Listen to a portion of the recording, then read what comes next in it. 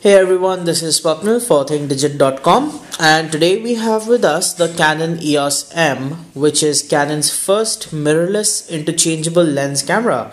Mirrorless cameras have been around in the market for a while. They're supposed to be DSLR replacements, and the market is pretty infant right now, and this is Canon's first step into breaking that market. It's a pretty good attempt. The EOS M has an 18 megapixel APS-C size sensor and features a completely new mount that's titled the M mount. The kit, you have various options with the EOS M kit. Internationally, it's available as with the 1855 lens or the 22mm lens. Then there is in the 1855 kit, you also get the flash unit. So we've got the 1855 kit lens along with the EOS M, and the lens is right here. It's about as tall as the body, and the body itself is about as big as the S100. So it's a pretty pocketable combination, but the lens itself is pretty big, so you will not be able to fit this in your pocket. However, you can carry them differently. If you just put the body in your pocket with the body cap on over here, to protect the sensor. Anyways, let's just go ahead and put this on here. And that's how big the combination looks. Interestingly, Canon also has an EF to M mount adapter, which means that if you have a bunch of EF lenses lying around, with the help of that converter, you can use those lenses on this camera, and it could be anything from your 2470 to 7200, maybe the 85 1.2, or even the 300mm f2.8. It's up to you what you want to attach to this camera as long as you have the EF adapter.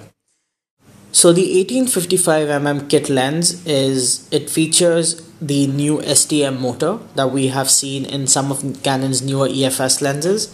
This motor is near silent, just like the EOS M ones, and focuses pretty fast, and it's ideally designed for video. Now the EOS M I'm just gonna turn this around 1 second so you can see what the back looks like. The back looks pretty much like a standard point and shoot camera. You have your screen and a few buttons here. There is no mode dial on this, and that's because the screen on this camera is a touch screen, the same one we've seen in the 650D, so it's extremely responsive. As you can see, the battery is low, there's no card in the camera. However, it's touch based, and it also has a touch shutter, so I can just tap and it'll shoot. The menu is also pretty easy to navigate. It's a standard Canon menu that we've seen in the DSLRs, that we've seen in point and shoot cameras. So I'm just going to demonstrate how the touch shutter works. So I just tap, it focuses, and it'll shoot. Oh, there we go, and it shoots. Of course, it will not record right now because there's no card in here. It also has a standard hot shoe bracket on which we have used our 580 EX2 flash gun, and it works with the camera beautifully, although the EOS M ships with its own proprietary flash as part of the kit, so that's pretty good. We can't do the playback right now. However, the screen is as fluid as any modern day high-end smartphone, so you can just browse through the photos by flicking through left, right. And overall, as far as we've seen so far, we've just been using the camera for about 2 days, and it's extremely good to shoot with. It's fast, it's convenient, it's pretty light, and we have been seeing some really good images coming out of this camera.